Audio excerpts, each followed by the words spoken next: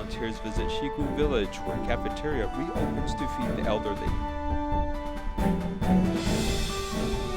China's ban on accepting foreign waste leads to lower prices for importing reused materials. I'm Sean Scanlan. This is DaAi Headlines. Let's get started. Beijing Tzu Chi volunteers went to Xigou Village, where Cafeteria was open to subsidize the cost of meals for the elderly. However, due to the epidemic, the cafeteria is closed for more than half a year.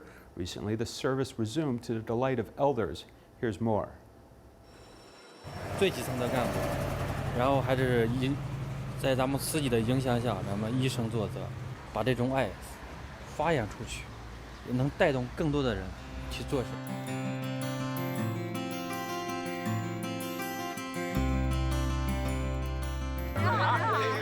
It's already fall in North China.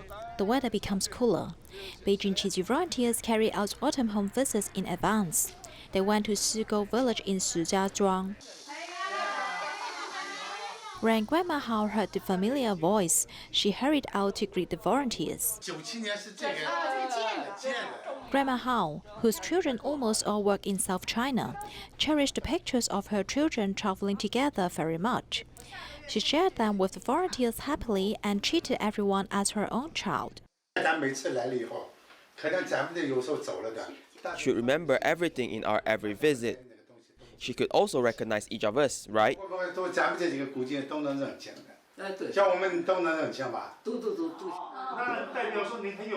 The 68-year-old Grandma Sanhua is not old and loves to move around. Tzu Chi volunteers encourage her with a sutra. You are 68 years old right now. If you keep 50 years in the bank, then you'll only be 18 years old. Try to think that you are 18 now. Are you happy?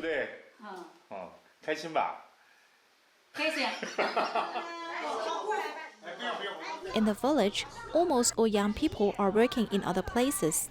Since November last year, Tzu Chi volunteers have started to subsidize seniors' meals in the elderly cafeteria. Every time they dine, the elders gather together happily. Everyone gathers to dine, feeling like a big family. If they dine together, she will be happy and has an appetite. Because of the epidemic, the elderly cafeteria was closed for more than half a year and has resumed service recently. And it just happened that volunteers visit, filling the cafeteria with full of laughter.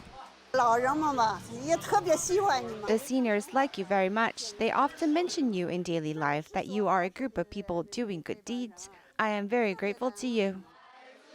Volunteers sent warmth before Mid-Autumn Festival, giving the quiet Xigou Village a lively atmosphere and warming everyone's hearts.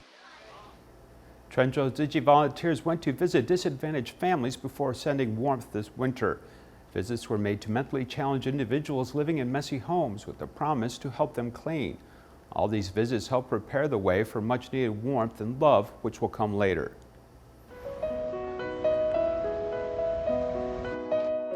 Walking down streets and alleys to visit disadvantaged families who may otherwise have trouble taking care of themselves. You have to wash all these dishes. If you don't wash them, you will have stomachache after eating the food. Deciding to help this family clean, a visit is made to a roadside store to purchase cleaning supplies. Tzu Chi volunteers visited households before sending warmth in the winter. Near this well, all the household items of a resident with mild mental disabilities were washed by hand. They don't know how to wash this. I want to show them so they can do it later. From head to toe, this person is washed, and the village cadre also joins in lovingly to help. After he sees what it's like to be very clean, he will know how to wash. I don't find it uncomfortable to do this. What you do for the people in our village is very caring and helpful. It's really impossible to say it in words. There are very few groups helping these disadvantaged people. One by one, visits to each home help assess the financial situation of families and also provide familial love and care. The global pandemic has brought an economic impact to many. Tzu Chi Foundation promoted a project to give financial support to families in need. Volunteers visited schools in Kaohsiung, hoping that through personal visits, scholarships and daily supplies can be distributed, allowing pupils to school without worry. Jingsi aphorisms along with singing and dancing is taking place as a DaAi mother leads the group, as children are very happy with the activity. Some children have already went through the Jingsi aphorism teachings. Therefore, they adapt to the situations faster. Some are a bit shy at first, but later everyone opened up their hearts. Through the process of caring for children's character development, volunteers have also discovered several pupils' right to education heavily affected by the pandemic.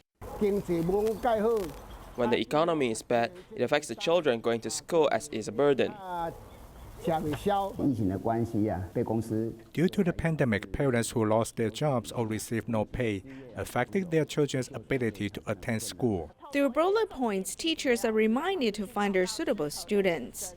One step at a time, the scholarship support mission was initiated, gathering bureau chiefs, teachers, and principals, further seeking for children who really need assistance. When they grow up, they have to expand the love they receive as they remember the heart of appreciation and give the love back to people around them. Contributing to society starts a good cycle. The long-term visits never stopped because the main purpose is to continue the children's path of education. When Tzu Chi sisters visit, they can actually find and help children in need. There are plenty of dark corners of our society needing Tzu Chi people's help. The child is the hope for a family's future. Volunteers visited different elementary schools as they let children attend school relieved without any worries.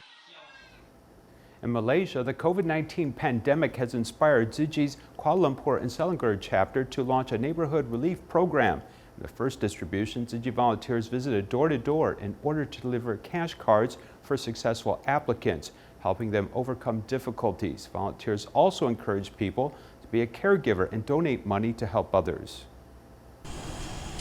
In the first distribution of the neighborhood relief program, volunteers delivered the cash cards to the successful applicants individually. Aku dari tanggal 4 September sampai hingga 30 November.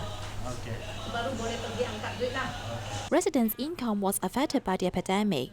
The arrival of the volunteers in blue and white uniforms is his financial burden. His dad was sick and had a stroke, leaving only him to work for the family, and income was relatively little.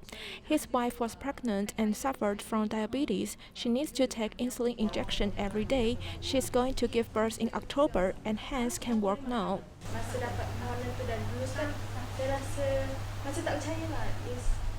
When the application went through, I couldn't believe it, and so did my husband. It's hard to tell my feeling. I'm happy and grateful. The relief program supports people from different ethnicities and colors. Volunteers went to Feng Liping's home and found that she was raising 2 children alone. The epidemic has disrupted her life, and her mother made shoes at home to help the family. Feng Liping is a care recipient and also a caregiver.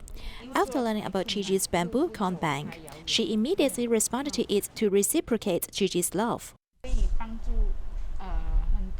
It can help a lot of underprivileged and stateless people. I hope the money I donated in this small bamboo bank can help them. I will introduce it to my friends and neighbors, and hopefully they can keep one in their family. The ripples of kindness spread invisibly, and Tzu Chi volunteers stepped into the dark corners of society, hoping to help the people in need to ease their immediate difficulties.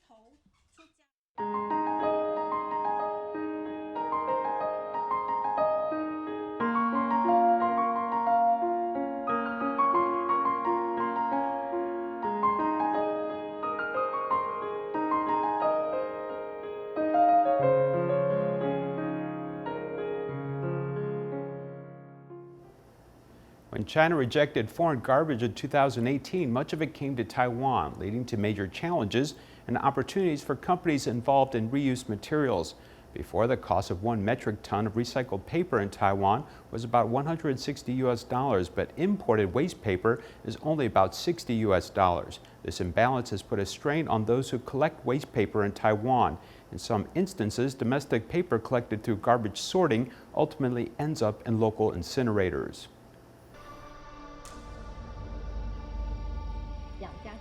分别向 WTO 提交了通知，在2017年底前，中国将禁止进口4大类衣服。 The Geelong Customs warehouse is full of containers from various countries, including domestic reused materials and foreign waste imported by the recycling industry.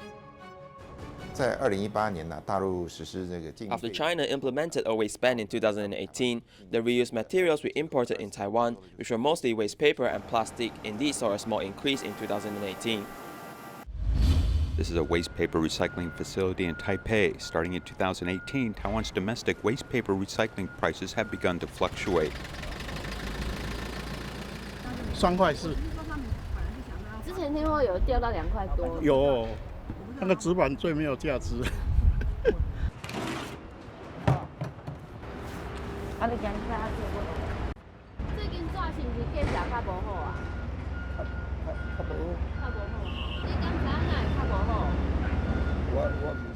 ？Taiwan's waste paper recycling price has declined several times after the ban on waste from China. Waste paper recycling plants are worried that this is because of the impact of a large number of overseas reused materials entering Taiwan. It's not as good as before. Yes, this is definitely because of too many imports now.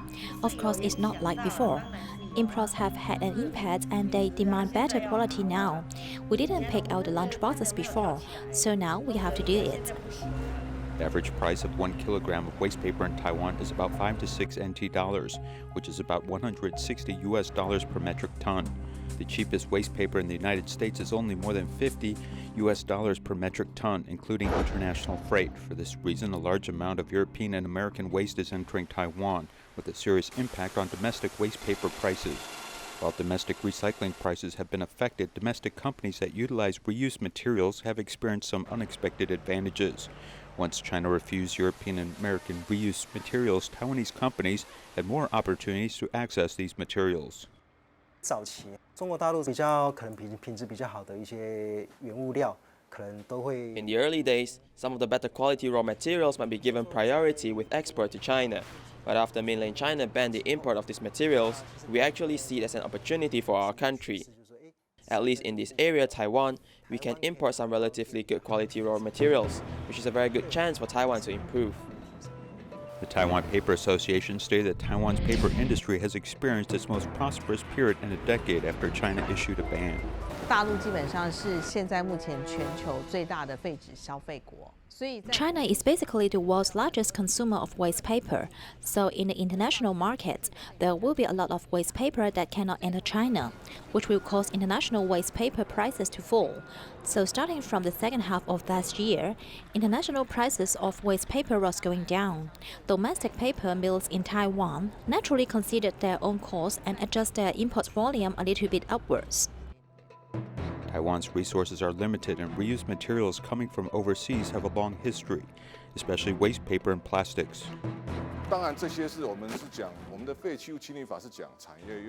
Of course, this involves our waste disposal law. When it comes to industrial materials, it is still in fact waste. If the industry especially advises us, we'll allow it to be imported without using other special permits. 借由规范产业用料进口品质及厂商资格。 Regulating the import quality of industrial materials and the qualifications of manufacturers to combat illegality. The EPA announced that there are 15 major items of industrial waste that can be used as industrial materials, including waste wood, waste plastic, waste paper, waste copper, and waste metal. These reused materials imported to Taiwan must be done under the category of industrial waste. They must be imported through the customs broker and must have a qualified manufacturer's certificate. At present, the annual import of plastics is about 400,000 metric tons, and the imported paper and paper materials are about 1.3 million metric tons of reused materials. From January 2018, when China embargoed foreign waste, more than 1 million metric tons, or about 40,000 containers of waste paper and waste plastics poured into Taiwan from 86 countries on 5 continents. The impact has been mixed as domestic recycling prices have crashed several times, though factories specializing in recycled material have more sources of goods. This shows that Taiwan is indeed feeling the effect of the China-US garbage war. Most of the villagers in Kampong Baru Darak and Sabah are stateless. Local Tzu Chi volunteers visited during the movement restriction order to provide aid supplies to solve a food shortage problem. They also led villagers to do recycling to promote the importance of environmental protection. Stepping on the PET bottles with bare feet and putting them into the bag, this group of little ambassadors of environmental protection are stateless children. The man in black is teacher Vincent, who brings the children to collect recyclables in Kampong Baru Duro. After getting to know Tzu Chi, I found that the garbage I threw away was valuable. There are about 50 families living in Kampong Baru Duro. Most of them are stateless villages. Before they came across environmental protection, they handled the garbage through incineration. There's a chat group in our school, and teacher Vincent is calling everybody in the group to be eco-friendly, no more littering, and collecting all resources without burning. If burned, especially for plastic products, odor and toxic gas will be released. We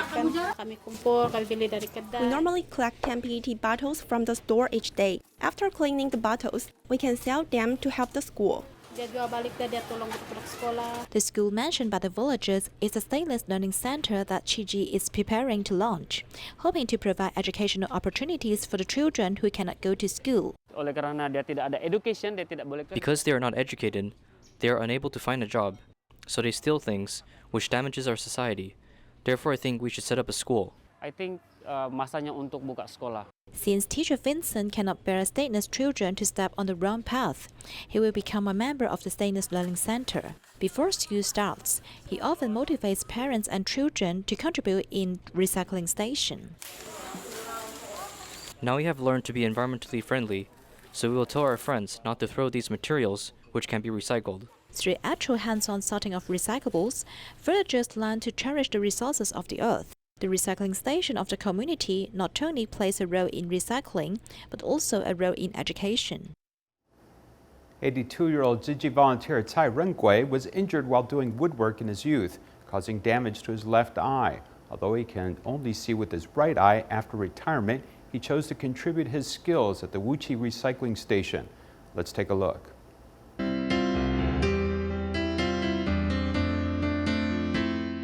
I'm very used to taking the bottle cap off. I'm fast at doing this and no one is faster than me.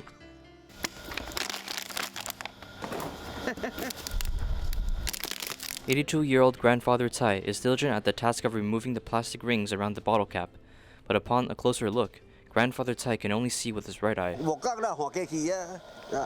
When I was doing woodwork, the sawdust dropped onto the ground and bounced back up, injuring my eye. It was a long time ago, around when I was 30. When Cai Rengui was young, he did woodwork to support his family of 10, but had his left eye injured at his workplace. Now he fully dedicates the Tzu Chi task as he pulls out the weeds at the Tzu Chi Sanyi Tea Garden. He does this task faster than others, from the flower expo's event coordination to painting walls. His age and eyesight never stopped his passion to help others. He is very good at recycling. I never thought he had an eye problem. One seems to not age while doing recycling, as seen on the 77-year-old volunteer Chen Se. Though she has poor waist and knees, she often participates in recycling. Now she is in a much better state. Doing recycling is good. It's like physical therapy. Now I have a better waist since normally I wouldn't be able to stand properly while talking to you. Wuxi Recycling Station is like home. This blessed place is multifunctional. This building is built by the prefabricated housing from the Great Earthquake of September the 21st, including the interlocking block pavements. Besides doing recycling during the day, there is a book club on Tuesdays. There are also care recipients who attend classes here. The cycle of kindness and the expansion of love under every volunteer has created blessings at this place. It's 21 years since the 9/21 earthquake occurred. In the following days, we'll take a look at how compassion and love after the disaster has continued to this day. We take a look at community spaces which have been abandoned but recently turned into a parent-child centers and a workshop for the disabled.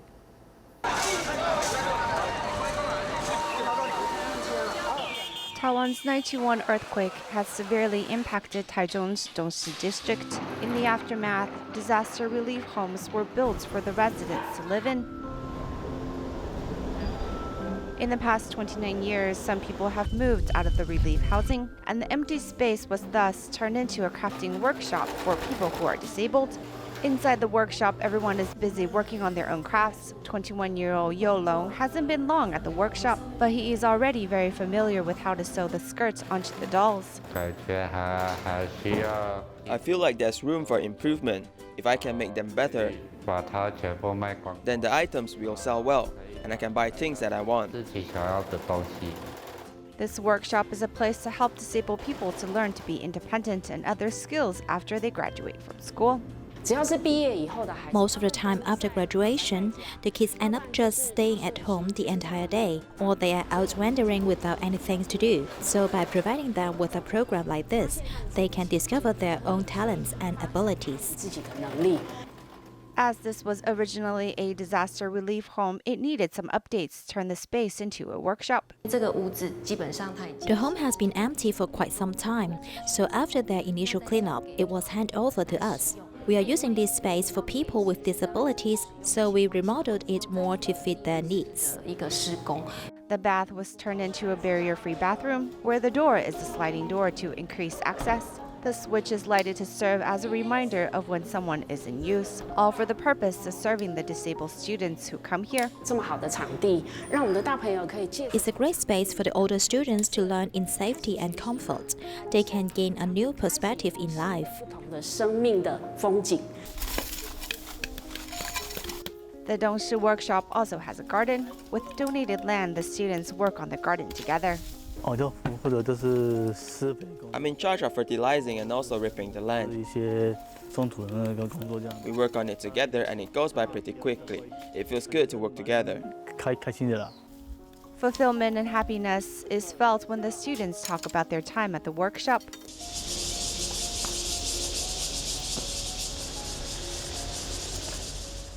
A similar disaster relief housing was built in Shigang District's Xinshi community. The building that was originally reserved for the community center has been turned into a parent and child center.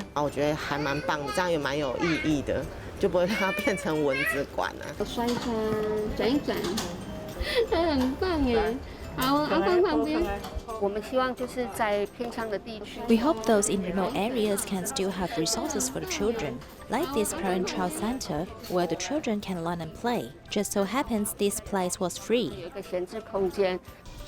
Before the establishment of the center at the end of last year, this space was frequented by drug users. When